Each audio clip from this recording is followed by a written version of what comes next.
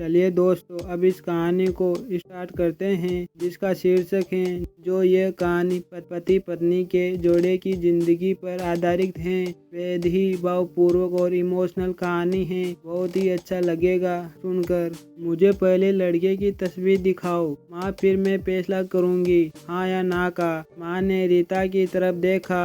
अच्छा, हम तुम्हारे लिए क्या कोई अच्छा लड़का नहीं देखेंगे? रीता गुस्से से बोली। माँ, बस लड़का देखना है, मुझे उसकी तस्वीर मंगवा ले या लड़के को यहीं बुलवा लो। माँ ने डांटा। पागल है, शर्म नहीं आती? चल दफा हो जा अपने कमरे में। बाबा भी आ गए, क्यों डांट रही हो मेरी बच्ची को? रीता बाबा के पास गई और जाकर कहने लगी, बाबा मुझे लड़का देखना है।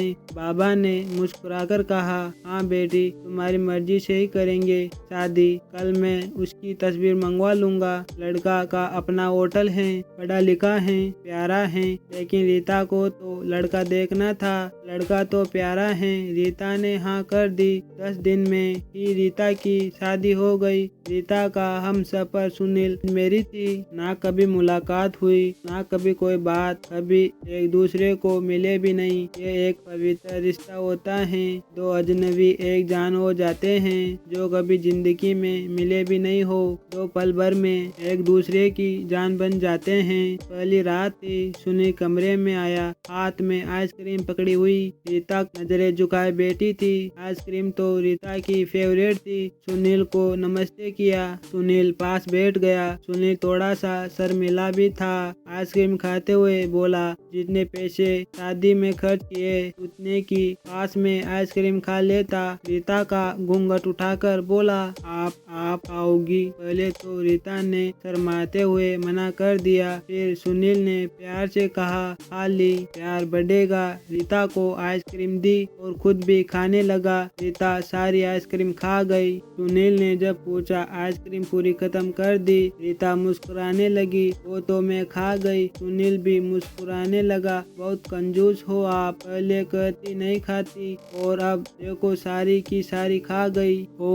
ये आइसक्रीम 50-50 की थी। रीता सुनील को पहले ही रात इतना तो समझ गई थी कि सुनील दिल का बहुत अच्छा है। रात भर मोहब्बत भरी बातें होती रही। जिंदगी अपनी असल मंजिल की तरह मुड़ गई। वक्त गुजरने लगा। रीता के भाई की शादी थी। रीता 4 महीने की प्रेग्नेंट भी थी। रीता ने सुनील से कहा, मुझे भाई की शादी में जाना है। सुनील ने रीता के पास बैठकर बोला, रीता, डॉक्टर ने आपको लंबी यात्रा करने से मना किया है, इसलिए मैं कोई रिस्क नहीं लेना चाहता। मैं नहीं इजाजत दे सकता शादी में जाने की। रीता को बहुत गुस्सा आया। सुनील, पागल हो गए हो क्या? मेरे भाई की शादी है और आप कह रहे हैं कि नहीं जाना। आप मुझे कार में बैठा कर आराम से छोड़कर आ जाए। बस। सुनील ने रीता का हाथ पकड़ा, मोहब्बत से फिर समझाने लगा, रीता क्या बेकार की जिद करती हो? डॉक्टर ने यात्रा करने से मना किया है तो मैं नहीं जाने दे सकता तुम लापरवाह हो जाती हो और मैं तुमको किसी के भरोसे नहीं छोड़ सकता। इतना कहकर सुनील कमरे से बाहर चला गया। रीता रोने लगी। रीता ने अपनी माँ को फोन किया। सुनील मना कर रहा है शादी में आने के लिए। माँ ने समझाया, बेटा अगर वो कह रहा है तो मत ही आओ। लेकिन रीता की भाभी और भाई जिद करने लगे, क्यों नहीं आने दे रहा है सुनील हमारी बहन को? वो रात को आया। सुनील भी घर पर था। कहने लगा कि मेहंदी है, 3 ही बात है, अमृता को लेने आया है। सुनील ने रीता की तरफ देखा। रीता, मैंने क्या कहा था तुमसे? रीता ने नजर झुका ली, कमरे में चली गई। उठकर सुनील को गुस्सा तो बहुत था, लेकिन यह सब्र कर लिया। 1000 रुपए जेब से निकाले, रीता को दे। ये कुछ पैसे रख लो, बाकी और चाहिए तो ले लेना, मैं आऊंगा कल। रीता बहुत खुश थी। सुनील ने अपने सीने से लगाया। शादी में चली गई। मेहंदी की रात रीता की बुआ हुआ कि लड़की भी आई हुई थी, डांस भी किया, काफी एंजॉय किया। बारात वाले दिन जब भाई की बारात लड़की वाले के घर पहुंची तो बारिश हो रही थी। गली में काफी कीचड़ था। रीता का पाँव फिसल कर गिर गई। गिरते ही उसके पेट में दर्द होने लगा। रीता जोर जोर से रोने लगी। जल्द ही रीता को अस्पताल ले गए। रीता दर्द से चिल्ला रही थी। सुनील को कॉल किया, रीता के बारे में बताया। सुनील घबरा गया। वो जल्द ही अस्पताल पहुंचा। डॉक्टर रीता को इमरजेंसी वार्ड में ले गए थे। सुनील बहुत परेशान था। दिल की धड़कनें बेकाबू थी। जुबान पर ईश्वर का जाप था। बाकी सब लोग शादी की खुशियों में मगन थे, लेकिन यहाँ सुनील परेशान खड़ा था। कुछ देर बाद डॉक्टर कमरे से बाहर आए। उन्होंने सॉरी कहते हुए बताया,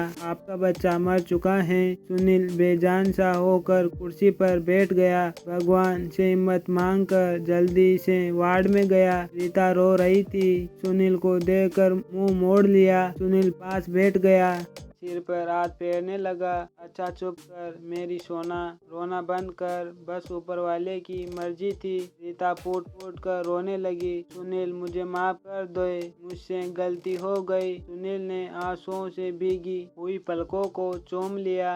अरे बस बस मेरी जान, रोते नहीं हैं, बस ऊपर वाले की मर्जी थी, चुप हो जा। रीता खुद को गुनहगार समझ रही थी, अपने बच्चे और सुनील का। सुनील समझने लगा। रीता का सर अपनी गोद में रख लिया। चुप हो जा मेरी सोना, सोना रो मत, अब देखो मैं तेरे पास हूँ।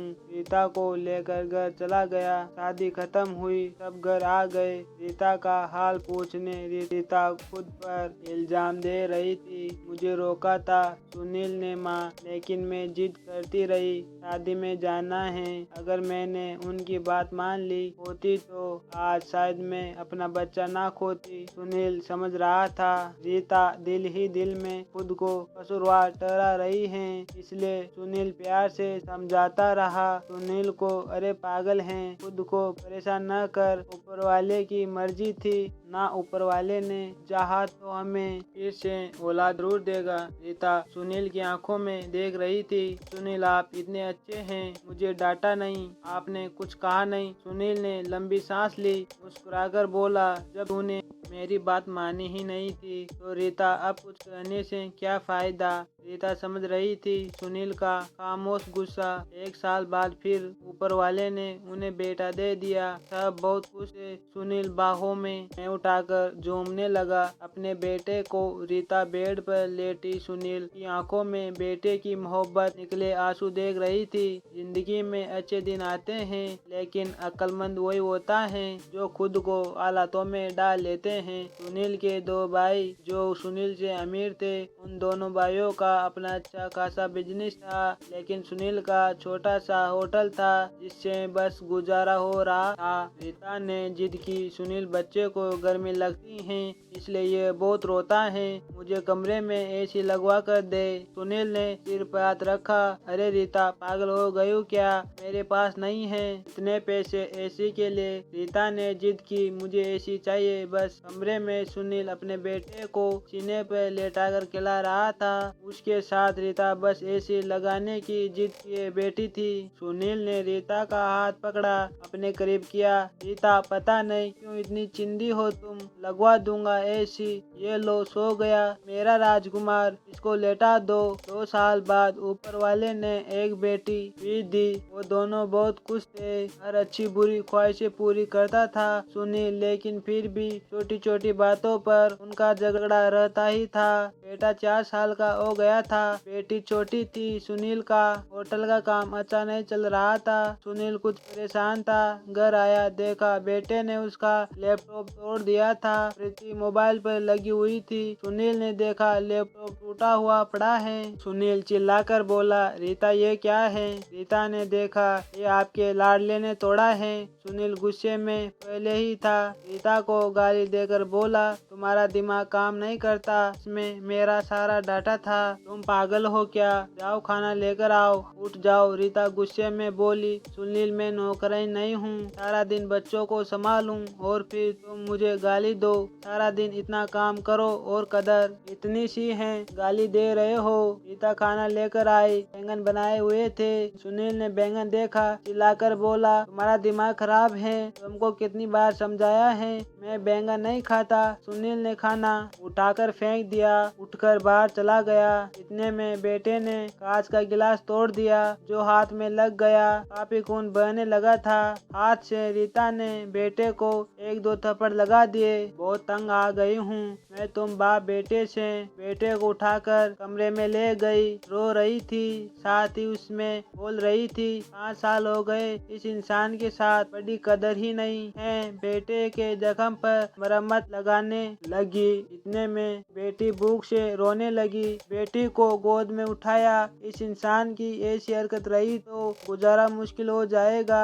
रात भर सुनील गायब रहा। रीता ने भी फोन करके ना पूछा। रीता ने अपनी माँ को बताया, सुनील आजकल ना खर्चा दे रहा है, ना अच्छे से बात करता है, गालियाँ देता है। माँ ने कहा, अच्छा हम कहते हैं बात। उससे सुनील को महसूस हुआ उसने अच्छा नहीं किया रीता के साथ। आज घर जाकर रीता को सॉरी कहूँगा। घर आया, देखा घर में रीता के माँ बाप, चाचा सब आकर बैठे हुए थे। सुनील ने रीता की तरफ देखा। रीता खामोश रही, नमस्ते किया। उसके बाद बात तो शुरू हो गई। माँ चिल्लाकर बोली, क्या बेटा तुम खर्चा नहीं देते हो, रीता को क्यों गालियाँ देते हो? सुनील को बहुत गुस्सा आया। घर की बात है, हम दोनों सुलझा लेते हैं। सुनील ने गुस्से से कहा, को सब कुछ देता हूँ, ये बस तमाशा लगाना चाहती है। रीता भी गुस्सा थी, वो भी गुस्से में बोली, क्या देते हैं? वो महीने में 10,000 देते हो, इसका दोनों बच्चों का दूध भी पूरा नहीं होता।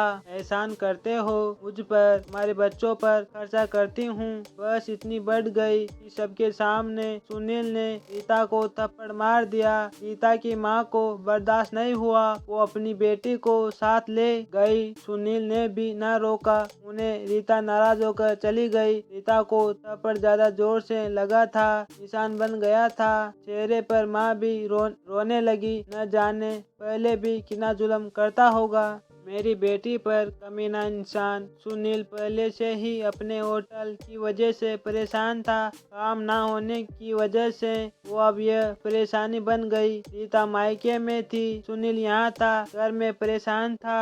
हालात इतने खराब हो गए, सुनील को अपना होटल बेचना पड़ा। 2 महीने गुजर गए, दोनों ने एक दूसरे से बात तक नहीं की। दोनों गुस्से में थे। सुनील कहता, खुद गई है, खुद वापस आए। रीता की अकड़ थी, मनाने आए तो जाऊंगी। दिन गुजरते गए, 8 महीने गुजर गए, कोई बातचीत नहीं हुई। सुनील के एक दोस्त ने सुनील से कहा, विदेश जाना है तो बताओ, मेरे पास एक ही वीजा है। हालात काफी बुरे थे। सुनील विदेश चला गया, नंबर बंद हो गया।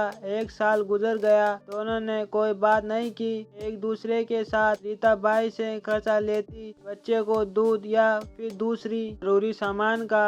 भाई कब तक दे सकते खर्चा, उनके भी अपने बच्चे थे। कभी रीता के बच्चे कोई नुकसान कर देते, कोई चीज तोड़ देते तो रीता की भाभी हजारों बातें करती, ताना देती थी। रीता चुपचाप सुन लेती थी। क्या करती है, आखिर किसको कुछ बताती भी नहीं थी। दीपावली का दिन था। रीता ने भाई से कहा, पैसे दे दो, बच्चों को शॉपिंग करवानी है। भाभी पास ही बोली, बहन साफ सी बात है, हमारे पास फालतू के पैसे नहीं है। उस इंसान के साथ गुजारा नहीं तो तलाक लेकर किसी दूसरे से शादी कर लो, जाओ यहाँ से। रीता उस दिन बहुत रोई थी, उसे एहसास होने लगा था, सुनील तो मेरे सिर का ताज है। सुनील दुबई में बच्चों को याद कर बहुत रोता था। रीता पागल बात ही नहीं, वो तूने ये क्या कर दिया। इधर रीता के भाई रीता के लिए एक आदमी देखा जिसकी पत्नी की मृत्यु हो चुकी थी, 4 बच्चे थे। उसके भाई ने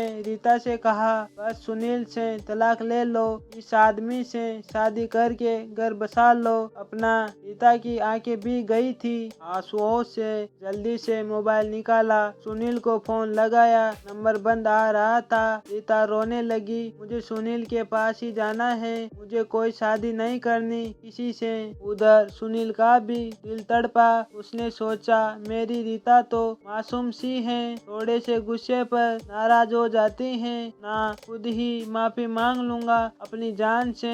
वो टिकट करवा कर हिंदुस्तान वापस आ गया। रीता रो रो कर भगवान से पापों अपने गलतियों की माफी मांग रही थी कि ऊपर वाले मुझे माफ कर दे, मुझे मेरा सुनील वापिस कर दे। रात भर रोती रही, सुबह बेटे को नाश्ता करवा रही थी कि दरवाजे पर घंटी बजी। भाभी ने दरवाजा खोला, सामने देखा सुनील खड़ा था। रीता की नजर पड़ी सुनील पर, हाथ से दूध का कप छूट गया। नंगे पांव दौड़ते हुई जाकर सुनील के सीने से जा लगी, चीख चीख कर रोने लगी। सुनील मैं बहुत प्यार करती हूँ तुमसे। सुनील के पांव पकड़ लिए, माफ कर दो सुनील। सुनील ने रीता का माथा चूमा, आंसू साफ किए, तुम भी माफ कर दो मेरी जान, मैंने गुस्से में ज्यादा बोल दिया था। बच्चे को सीने से लगाकर सुनील प्यार करने लगा। रीता के भाई और भाभी की आंखों में आंखें डालकर गौर से बोली, मेरा परमेश्वर, मेरा हमसफर है, मेरे पास आप लोगों का बहुत बहुत धन्यवाद। वो सुनील के साथ घर वापस आ गई। दोनों खुशी से सब बातें भूल कर जीने लगे। लेकिन वो इस समाज को इतना बता गए, जज्बात में जुदा हो जाना बहुत आसान है, लेकिन जुदा होकर जीना बहुत मुश्किल है। जो धर्म एक हमसफर महसूस कराता है वो कोई और नहीं समझ सकता। गलत फैसला लेकिन जिंदगी बर्बाद ना करे, ये सब वक्त के साथ बदल जाता है। हाँ, अगर नहीं बदला तो हम सफर। अगर कोई नाराज है या घमंड में है तो जाओ मना लो, राजी कर लो एक दूसरे को, इससे पहले कि देर हो जाए। अगर मेरी कहानी किसी एक के भी दिल में घर कर गई तो मेरा मकसद पूरा हो जाएगा। आजकल छोटी छोटी बातों पर घर उजड़ रहे हैं, अगर थोड़ी बर्दाश्त कर ले तो ऐसे घर ना उजड़े। दोस्तों, सही कहा ना मैंने? आपकी क्या राय है इस कहानी के बारे में? आप कमेंट करके हमें जरूर बताएं। ऐसी ही और मजेदार कहानियाँ पढ़ने के लिए हमारे चैनल को सब्सक्राइब करें। धन्यवाद दोस्तों।